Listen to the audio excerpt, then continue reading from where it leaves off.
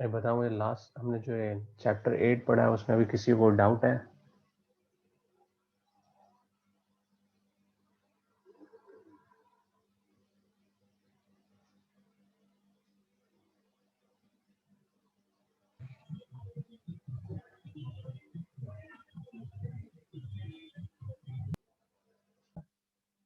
तो वो जो है सेल्फ कॉम्पैक्टिंग कंक्रीट एक तरह से फ्लोएबल कंक्रीट है। ठीक है, अगर उसे एक सर्टेन हाइट से उसे ड्रॉप करते हैं, मतलब क्या बता सकता हूँ मैं, अगर मान लो उसे किसी हाइट से ड्रॉप करेंगे, ठीक है, ठीक है, तो किसी हाइट से ड्रॉप करेंगे तो अपने ही वेट से क्या होगा, कंपैक्ट हो जाती है। उसमें आपको कंपैक्शन करने की कोई जरूरत प्रोवाइड नहीं करती। ठीक है।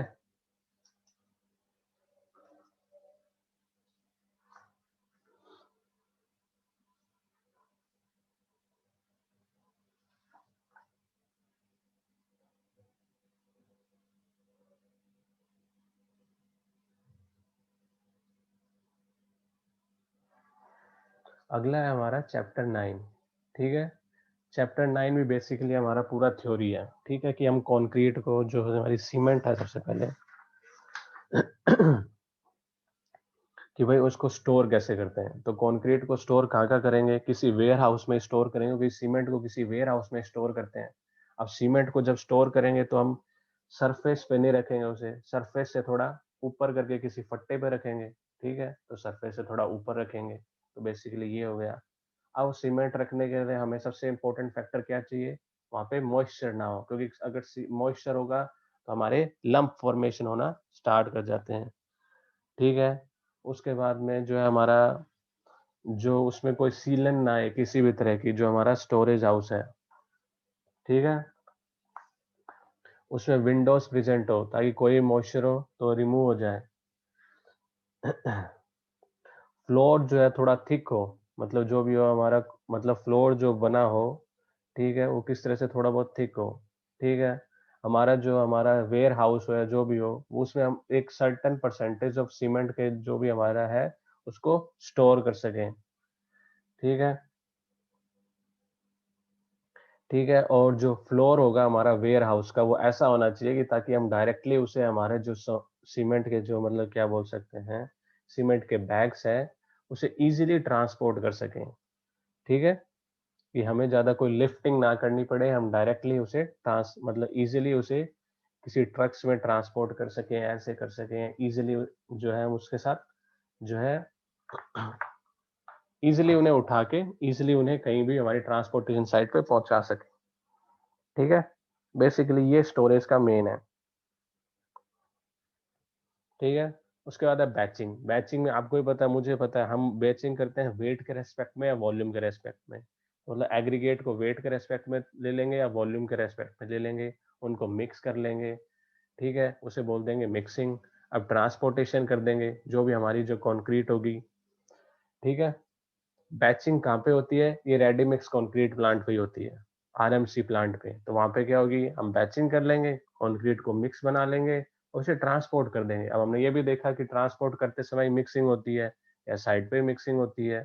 ठीक है, उसके बाद क्या करेंगे, जो भी हमारी कंक्रीट आई है उसे प्लेस करेंगे।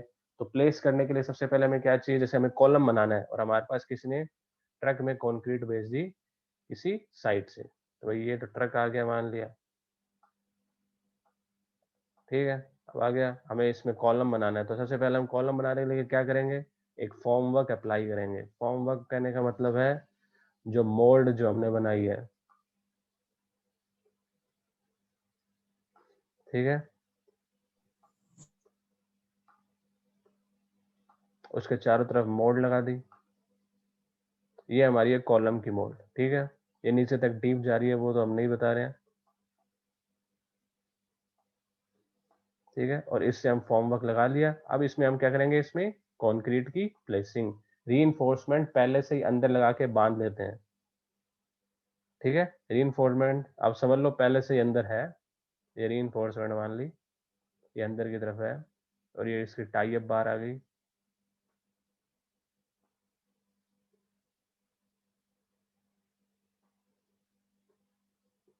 ये बार हो गई। अब इसी में हम कंक्रीट को पोर कर देंगे। ठीक है, ये हो गई हमारी प्लेसिंग ऑफ कंक्रीट। फिनिशिंग के लिए हम क्या कर सकते हैं? ठीक है, सरफेस की स्मूथिंग कर सकते हैं, रफनिंग कर सकते हैं, वो रिक्वायरमेंट होती है फिनिशिंग वाली। ठीक है, क्योरिंग के लिए हम क्या करेंगे? क्योरिंग के लिए हमें पता है हम पानी प्रोवाइड करेंगे। पानी कैसे प्रोवाइड करेंगे? या तो हम फोम वर्क अप्लाई करवाई छोड़ देंगे, ठीक है, उस तरह से भी हमारा जो मॉइस्चर का रिमूवल नहीं होता। ठीक है, या हम उसमें पानी के कट्टे लगाएंगे, मतलब गीले कट्टे लगाएंगे, या मतलब बोरी लगाएंगे, ठीक है, या जूट की हमारे कोई बैग्स लगाएंगे। ठीक है, या फिर हम उस पे जो है हर दिन जो है पानी का स्प्रे करेंगे। ठीक है, या इपॉक्सी कोटिंग्स लगाएंगे। इपॉक्सी कोटिंग्स कुछ नहीं होती, एक तरह से कोटिंग लगाई जाती है कंक्रीट जो हमारी बन गई ना कॉलम, अब उसका मॉइस्चर रिमूवल हमें बचाना है। ठीक है, तो हम इस पे एक तरह की कोटिंग लगा देंगे। ठीक है, इस पे एक पूरे सरफेस पे कोटिंग लगा देते हैं, जिससे क्या होता है, वाटर का रिमूवल नहीं हो पाता। ठीक है, वाटर इजीली रिमूव नहीं हो पाता, मतलब मॉइस्चर के साथ उसका कोई मतलब एयर के साथ उसका कोई सरफेस का हमारे साथ कोई इंटरेक्शन नहीं रह पा जाता। ठीक है, अगर इंटरेक्शन नहीं रहेगा मतलब मान लो क्या होगा, इस तरफ आ जाएगी कंक्रीट, इधर बीच में आ जाएगी वो इपॉक्सी जो भी हमारी कोटिंग होगी, और इस तरफ हो जाएगा एटमॉस्फेयर, मतलब दोनों के बीच में कोई भी कांटेक्ट नहीं है। तो कांटेक्ट नहीं है तो हमारा इधर से लेके इधर तक वाटर का रिमूवल नहीं हो पाएगा। ठीक है, उसके बाद क्या, कंपैक्शन। कंपैक्शन के लिए हम क्या अलग अलग तरह के वाइब्रेटर यूज करते हैं। ठीक है, वाइब्रेटर डिपेंड करता है हम कहाँ पे यूज कर रहे हैं। ठीक है, सरफेस वाइब्रेटर यूज कर सकते हैं, एक तरह से एक हॉल वाइब्रेटर भी यूज कर सकते हैं, कंपैक्टिंग टेबल यूज कर सकते हैं। ठीक है, अब फिनिशिंग जो हम कर रहे हैं कॉन्क्रीट सरफेस पे, अलग अलग तरह की फिनिशिंग हो सकती है, वो भी रिक्वायरमेंट के हिसाब से। फिर क्योरिंग ऑफ कंक्रीट हो गई, क्योरिंग तो हमारी पहले हो, नहीं क्योरिंग, हाँ ठीक है, क्योरिंग ऑफ कंक्रीट हो गई। अब कंस्ट्रक्शन जॉइंट्स होते हैं कई अलग अलग तरह के, डिपेंड करते हैं कंस्ट्रक्शन जॉइंट्स किस तरह के। एक्सपांशन जॉइंट्स है, कंस्ट्रक्शन जॉइंट्स है, ये भी हम आगे जाके थोड़ा डीप में देख लेंगे। तो बेसिकली ये पूरा चैप्टर भी आपका थ्योरी वाला चैप्टर ही है। ठीक है, ये थोड़ा आपका थ्योरी के रेस्पेक्ट में मेन है, क्योंकि थोड़ा बड़ा चैप्टर है, तो इसमें आपको थ्योरी थोड़ी ध्यान से पढ़नी पड़ेगी।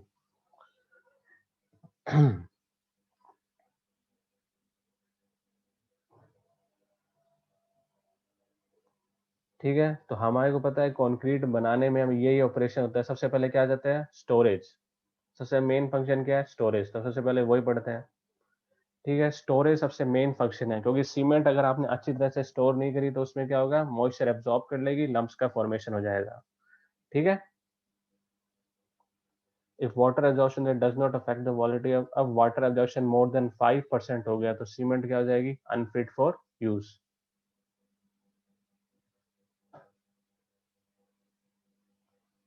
कंपैक्शन करने से वॉइड्स कैसे रिड्यूस होते हैं? देखो कंपैक्शन में क्या होता है, कंपैक्शन देखो मैं दो तरह से बात कर रहा हूँ, एक सोइल के रेस्पेक्ट में कंपैक्शन अलग होता है, और इसके रेस्पेक्ट में वॉइड्स ऐसे अलग होता है। इसमें क्या होता है, वाइब्रेशन होता है, जो हम कंक्रीट में करते हैं उसे वाइब्रेशन करते हैं। वाइब्रेशन से क्या होता है, रीएडजस्टमेंट ऑफ पार्टिकल्स होते हैं। ठीक है, आपने किसी भी चीज को वाइब्रेट किया तो सब पार्टिकल्स ऊपर उछलने लग जाते हैं। ठीक है, तो उसके अंदर से जो एयर होती है वो बाहर निकलना स्टार्ट हो जाती है।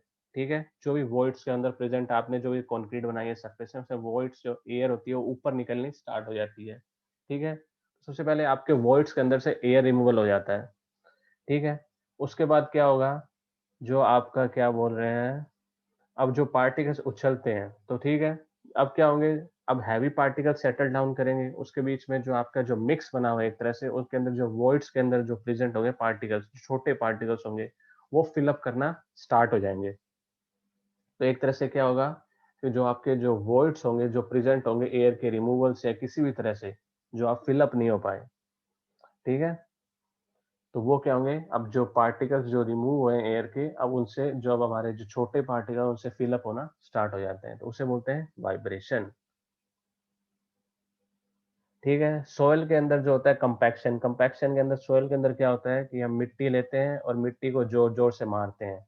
जोर जोर से मारने से क्या होता है, मतलब जैसे आप क्या बोल सकते हैं उन्हें, रैमर्स यूज करते हैं। रैमर्स यूज करने से क्या होता है कि जो वॉइड्स जो प्रेजेंट, जो वॉइड्स के अंदर वाटर प्रेजेंट होता है ना, वो बाहर निकलना स्टार्ट हो जाता है, ये होता है। या फिर रोलर्स यूज करते हैं, उसके अंदर भी सेम प्रिंसिपल है। हैवी रोलर्स को अपन चलाते हैं और उनसे जो वॉइड्स के अंदर जो वाटर प्रेजेंट हो जाता है वो रिमूव हो जाता है।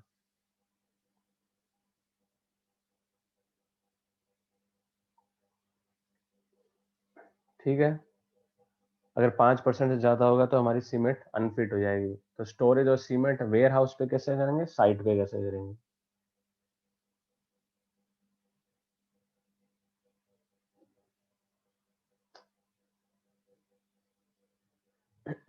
तो वेयर हाउस सबसे मेन क्या होनी चाहिए, वाटर प्रूफ बिल्डिंग होनी चाहिए। ठीक है, और वेयर हाउस वेदर प्रूफ भी होना चाहिए, मतलब पानी वानी अंदर नहीं आना चाहिए इसमें। तो सबसे पहले वॉल्स जो है एक वाटर प्रूफ मटेरियल की बनी होनी चाहिए। ठीक है, आरसीसी होना चाहिए, कि रूफ जो है आरसीसी होना चाहिए जिसमें प्रॉपर ड्रेनेज होना चाहिए, मतलब उसमें सीलन नहीं आनी चाहिए। ठीक है, विंडोज प्रेजेंट होनी चाहिए, विंडोज सीलिंग के नियर बाय जो होनी चाहिए। ठीक है, फ्लोर 50% थिक होना चाहिए कंक्रीट का, और ऐसी लेवल पे होना चाहिए कि हम इजीली उसे ट्रांसपोर्ट कर सकें। ठीक है, अब प्रिकॉशंस क्या रखनी है हमें, सीमेंट पे जो बैग्स थे एक वुडन प्लेटफॉर्म पे रेस करके रखने चाहिए। ठीक है, सीमेंट बैग जो स्टोर हो रहे हैं किसी नंबर ऑफ बैग्स जो पाइल्स में है, एक तरह से मतलब एक पाइल में इजीली जो है एक तरह से क्या बोल सकते हैं रखे होने चाहिए, अरेंज्ड होने चाहिए। ठीक है, टुगेदर क्लोजली, ताकि अब ज्यादा सरफेस जो मतलब ज्यादा जो है उसमें बैग्स रखे हैं किसी भी एक वेयर हाउस में।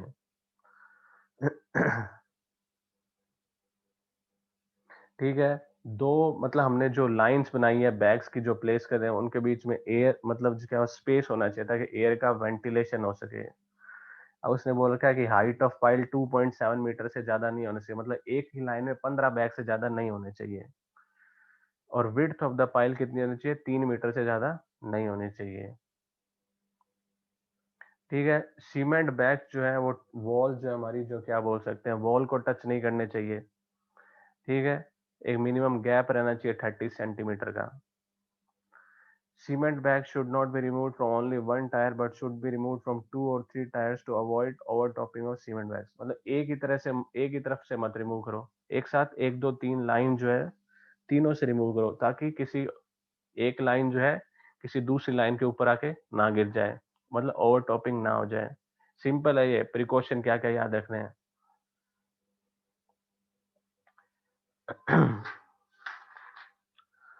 मतलब ये डिफरेंट तरह के 10-12 प्रोपोज मतलब क्या प्रिकॉशंस दे रखे हैं, तो आप सिंपली याद कर सकते हो कि भाई सिर्फ ये आपको पूरा थ्योरी का चैप्टर बस पढ़ना है। ठीक है, कि भाई हमें ये प्रिंसिपल होना चाहिए कि जो पहले मतलब moved out on the principle of first in and first out, so that the पुराना सामान पहले निकल जाना चाहिए, कि मतलब जो पुराना है उसे पहले निकालो। ठीक है, कि हर कंसाइनमेंट जो नया कंसाइनमेंट आया उसे अलग रखना है, पुराना कंसाइनमेंट अलग रखना है। ठीक है, हमारा जो कंक्रीट है उसे हम प्लास्टिक सीट जो मतलब सीमेंट है हमें उसे प्लास्टिक सीट से ऊपर फैला के उसे प्रोटेक्ट करना होता है। इस तरह से आपके डिफरेंट डिफरेंट दे रखे हैं। अब इसने एक ना एक ये दिया कि आपको एक वेयर हाउस डिजाइन करना है। उसने बोल दिया कि एक बैग का फ्लोर एरिया 0.3 मीटर स्क्वायर, मतलब एक बैग का सर्फ मतलब क्या दे रखा है फ्लोर एरिया, मतलब एक बैग का प्लान एरिया दे रखा है। मतलब मान लो ये आपका एक सीमेंट का बैग है, कुछ भी मान लिया सीमेंट का बैग है, मतलब कितना एरिया स्क्वायर में ऑक्यूपाई कर रहा है। अगर हम उसे नीचे रख दे तो ये कितना बोला उसने 0.3 मीटर स्क्वायर। हाइट उसने इस बैग की बोली है 0.18 मीटर, मतलब ये हाइट बोली है।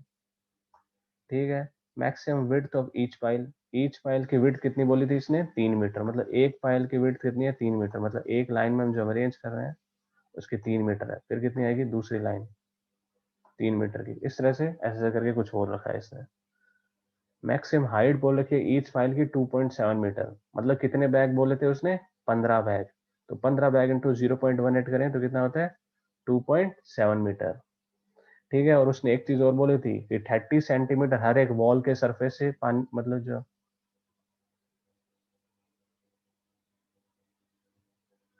वही कर रहा हूँ मैं, तो सिर्फ अभी जो क्वेश्चन में दिया वही रीड कर रहा हूँ, अभी कुछ रीड नहीं कर रहा मैं। ठीक है, the passage between two piles,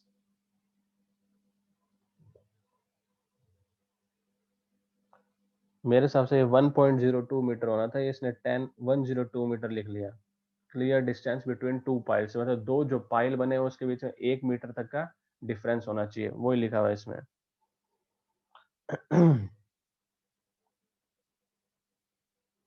ये 1.2 मीटर है, ठीक है, ये ध्यान रखना, ये 102 मीटर नहीं है, 1.2 मीटर है, 1.2 1.2 मीटर है।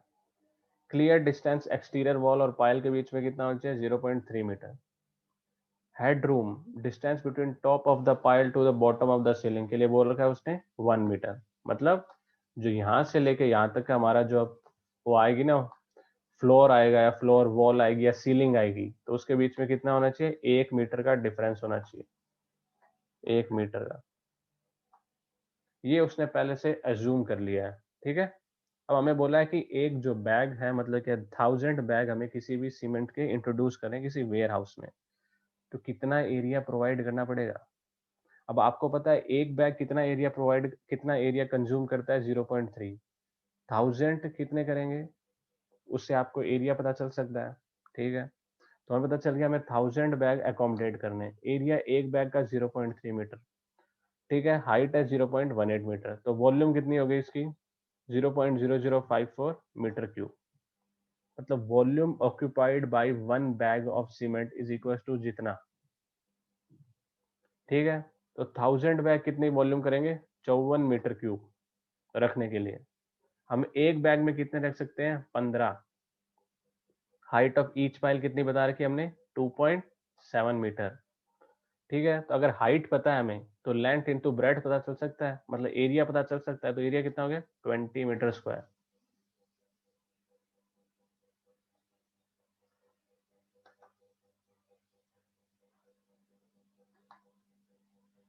तो एरिया पता चल गया हमें।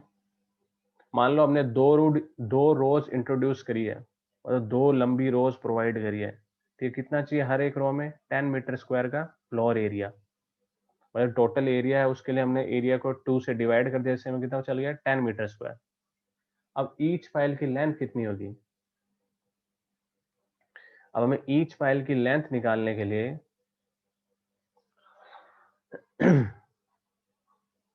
तो हमें पता है हमने एक विड्थ ऑफ पाइल कितनी मानी है?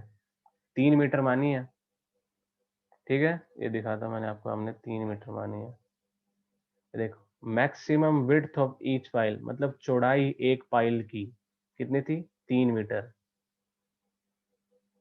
ठीक है। तो लेंथ ऑफ ईच पाइल कितनी आई? 3.33 metre.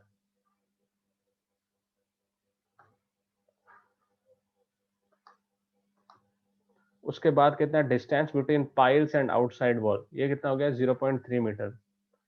Passage between two piles, ये कितना होना चाहिए? 1.2 मीटर। तो इन लेंथ के इसमें रेस्पेक्ट में इसको ऐड कर देंगे, ठीक है। तो total inside length of the warehouse 0.3 हमें एक वॉल से चाहिए पाइल के बीच में, पाइल की लेंथ हमारी 3.33, उसके बीच में हमारे पास में क्या होना चाहिए? 0.3 मीटर क्या होना चाहिए? उसके बीच में 0.3 मीटर और लेंथ के बीच में गैप होना चाहिए, ठीक है। ये हो गई हमारी आई कितनी? 3.93, इसको बोल दिया 4 मीटर।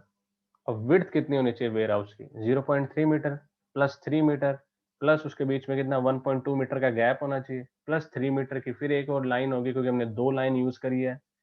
फिर उसके बाद में 0.3 मीटर विड्थ है, वो भी होना चाहिए। तो ये बोल दिया 7.8 मीटर, यहाँ पे आप 8 मीटर भी लिख सकते हो, ठीक है। अब आपने हेडरूम बोल दिया टॉप ऑफ द सीलिंग, और उसके बीच में कितना होना चाहिए? 1 मीटर का, ठीक है। तो ये कितना हो गया? 3.7 मीटर। तो आपने क्या बोल दिया? लेंथ 4 मीटर चाहिए, विड्थ 7.8 मीटर चाहिए, हाइट 3.7 मीटर चाहिए। बेसिकली आपने एक तरह से वॉल्यूम ही निकाली है। अब बताओ इसको एग्जांपल में कोई डाउट है किसी को?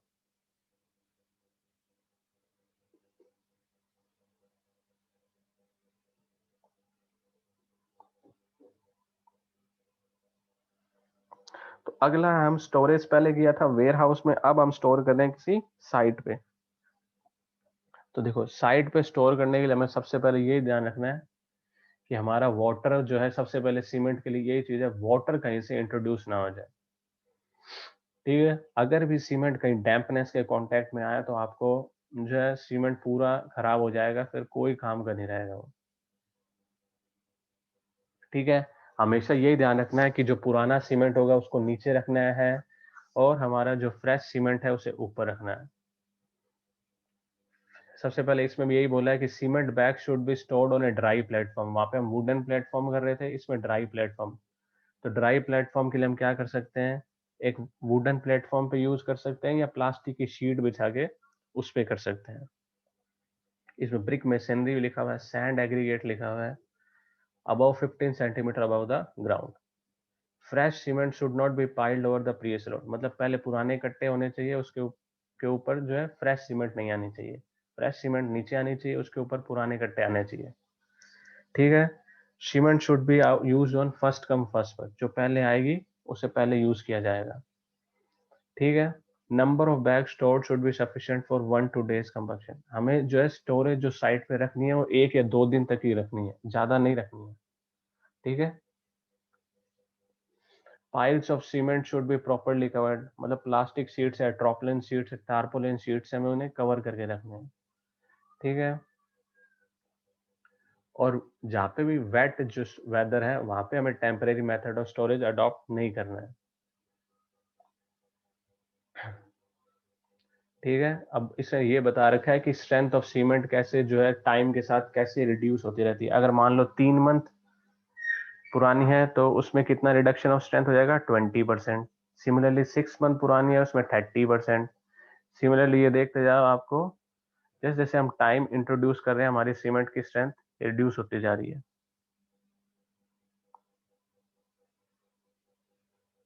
अब अगला है स्टोरिंग ऑफ एग्रीगेट्स।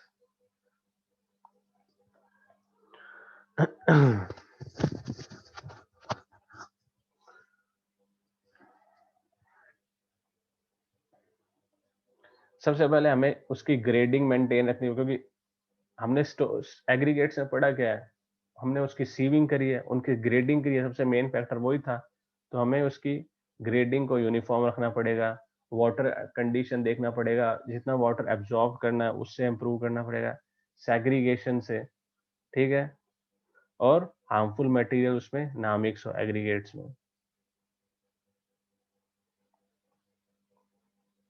अब उसका सबसे इम्पोर्टेंट फैक्टर क्या होगा, कोर्स और फाइन एग्रीगेट को अलग रखने हैं। ठीक है, जो है उसमें वाटर एब्जॉर्प्शन ना हो, मतलब कोई डैम्पनेस ना। ठीक है, उसके बाद में जो है हमारे एग्रीगेट क्रश ना हो जाए, हैवियर जो एग्रीगेट्स पड़े उनके ऊपर से। ठीक है, स्टॉक पाइलन में सक्सेसिव कंसाइनमेंट, एक के ऊपर एक ड्रॉप नहीं करना है। जो पुराना है उसे पहले यूज करना है और जो नया है उसे बाद में यूज करना है। ठीक है, एग्रीगेट को बहुत ज्यादा हाइट से हमें नहीं ड्रॉप करने हैं क्योंकि वो ब्रेक हो जाएंगे। ठीक है, अब हमें एरिया दिया हुआ है कि भाई ए हाइट ऑफ पाइल 1.25 से 1, मतलब 1 से 2 मीटर के बीच में बोल रखी है एक तरह से। और 2400 घंटे में जो हमने पाइल जो बनाया है वो हमें यूज होना चाहिए, उसमें वाटर मॉइस्चर नहीं जाना चाहिए। ठीक है, इस तरह से वो सेम फैक्टर है, कोई डिफरेंट नहीं है इसमें। अब अगला है बैचिंग। बैचिंग के लिए मैंने बताया आपको कुछ नहीं होता बैचिंग का मतलब। बैचिंग में ये होता है हम सीमेंट एग्रीगेट कंक्रीट जो भी होता है हमारा, उसका मेजरमेंट करते हैं, उसी को बोलते हैं बैचिंग। अब बैचिंग हम मेजरमेंट किस चीज है किस तरह से कर सकते हैं, वेट से भी कर सकते हैं और वॉल्यूम से भी कर सकते हैं। ठीक है, इसे बोलते हैं हम बैचिंग। मुझे बताओ अभी तक किसी कोई डाउट है तो स्टोरेज में।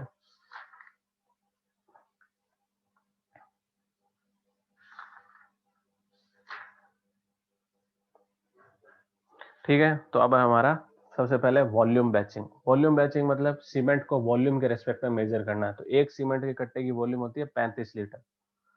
ठीक है, तो उसको वॉल्यूम के रेस्पेक्ट में मतलब एक कट्टा 35 लीटर हो गया, 2 कट्टे 70 लीटर हो गए, इस तरह से वॉल्यूम से रेस्पेक्टों से मेजर करना। अब एग्रीगेट की बैचिंग करना। एग्रीगेट की बैचिंग कैसे करेंगे, वॉल्यूम के रेस्पेक्ट में हम एक टैंक ले लेंगे जिसके में वॉल्यूम प्रेजेंट होगी, उसे एग्रीगेट से फिलअप कर लेंगे, हमें एग्रीगेट की वॉल्यूम पता चल जाएगी। ठीक है, उसी को कह दिया हमने batching of aggregate with respect to volume. अब इसमें अलग अलग चीज मतलब बताई हुई है कि भाई एक 25 लीटर की कैपेसिटी है, उसकी लेंथ कितनी 0.25 मीटर होनी चाहिए, विड्थ 0.25 होनी चाहिए, हाइट 0.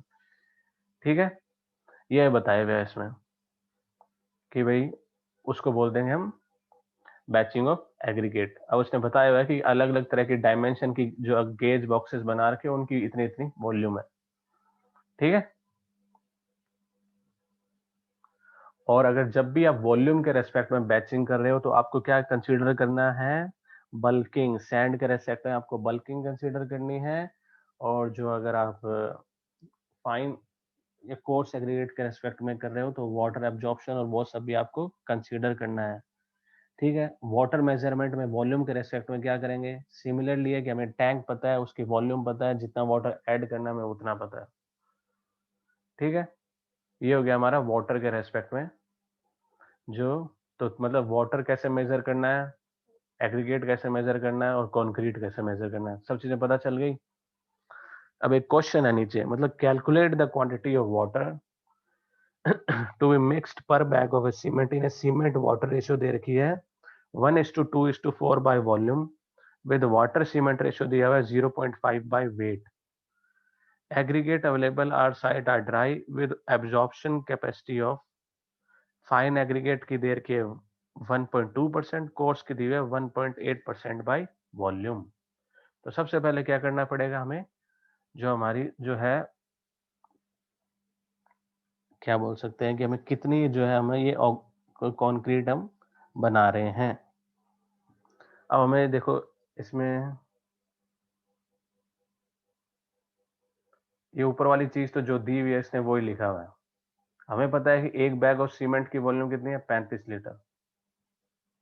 ठीक है, तो इसी तरह से फाइन अगर एक वॉल्यूम जो मिक्स की 35 है, सीमेंट की पहली क्वांटिटी होती है, दूसरी फाइन एग्रीगेट की होती है और तीसरी कोर्स की होती है, तो वॉल्यूम फाइन एग्रीगेट की कितनी हो जाएगी, अगर मान लो हम सीमेंट का एक कट्टा यूज कर रहे हैं 70 लीटर हो जाएगी, 35 × 2 हो जाएगी। ठीक है, और वॉल्यूम ऑफ वाटर मतलब sorry volume of coarse aggregate कितना हो जाएगा 35 का 4 टाइम्स। कोई प्रॉब्लम है किसी को अभी तक इसमें, तो हो जाएगी 1.40 लीटर। तो वॉल्यूम ऑफ वाटर रिक्वायर्ड कितना हो जाएगा, एक कट्टे में 50 किलो का वेट होता है, ये वेट के रेस्पेक्ट में है, क्योंकि वाटर की डेंसिटी 1 ग्राम पर एम होती है, तो वेट और जो वॉल्यूम होगी वो सेम ही होगी। अब water absorb by fine aggregate कितना है, उसके वॉल्यूम का 1.2%, तो 70 इंटू 1.2 इंटू तो 0.84 लीटर। कोर्स एग्रीगेट का कितना है 2.52 litre. Similarly absorb by aggregate का कितना हो गया, टोटल जो हो गया 2.52 प्लस 0.842 3.36 लीटर। और ये आपका टोटल वाटर का जो एडिशन है ये सबको समझ में आ गया। कुछ नहीं किया, एक कट्टा माना है सीमेंट का, उसके रेस्पेक्ट में हमें चाहिए दो कट्टे किसके, मतलब दो उसके 2 टाइम्स चाहिए उसकी वॉल्यूम फाइन एग्रीगेट की, कोर्स एग्रीगेट की चाहिए 4 टाइम्स। ठीक है उस तरह से वाटर की वॉल्यूम 0.5 था, water cement ratio, water absorb कितना 1.2% दिया हुआ था, एक में 1.8% दिया हुआ था।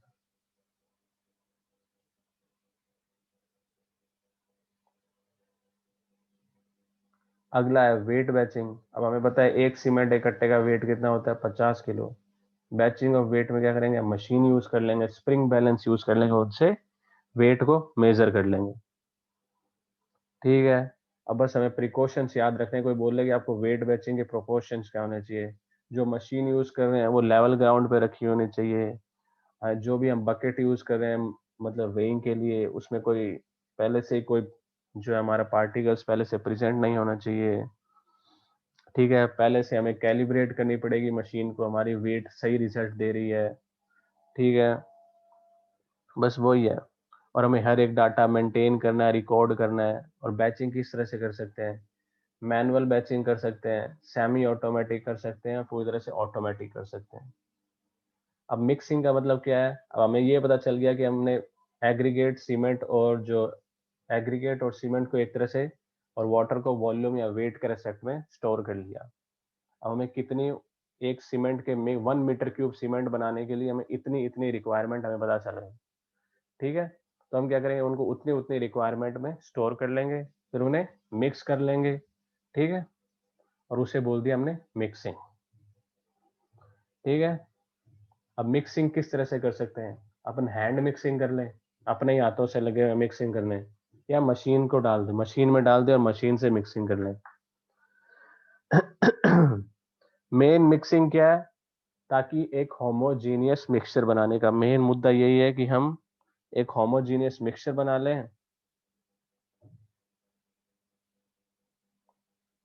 और हमारा जो कंक्रीट बने एक यूनिफॉर्म मिक्सचर बन जाए। बेसिकली मुद्दा यही है, ताकि जो क्वालिटी है एक जो कंक्रीट की अचीव होती है वो प्रॉपर मिक्सिंग से ही अचीव होती है। हैंड मिक्सिंग का मतलब कुछ नहीं, हमने मैनुअली हैंड से जो मिक्स किया है।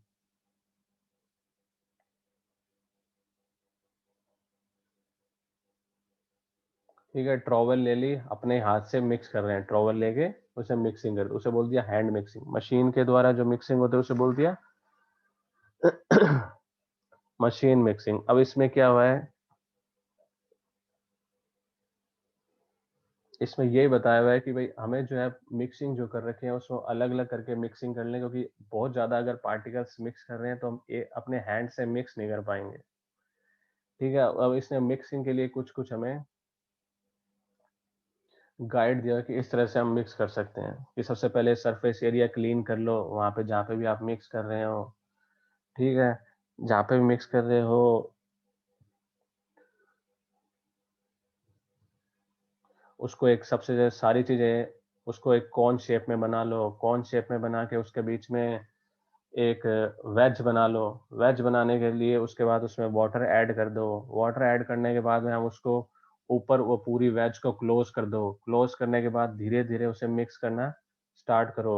ठीक है, उसके बाद धीरे धीरे मिक्स करते जाओ, मिक्स करते जाओ।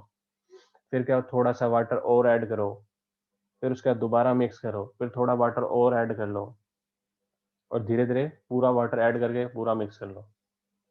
बेसिकली वो ये है कि भाई बीच में एक क्रेटर का फॉर्मेशन करो, उस क्रेटर को फिलअप कर दो, तो उसका फिलअप करके मिक्सअप करो, फिर उसके बाद थोड़ा सा वाटर ऐड करो, फिर आप दोबारा वही क्रिएट कर लो जो आपने क्रेटर क्रिएट करा था, फिर दोबारा मिक्सिंग स्टार्ट कर लो, और प्रोसेस को कंटिन्यूअसली रखो जब तक आपका एक यूनिफॉर्म मिक्स नहीं बन जाता है।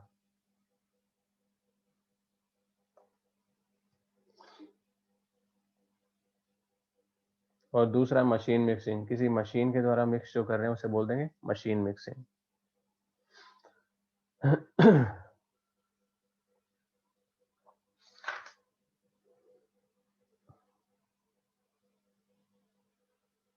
ठीक है, अब उसके बाद हमें बताया है कि मिक्सर, डिफरेंट डिफरेंट तरह के मिक्सर्स है।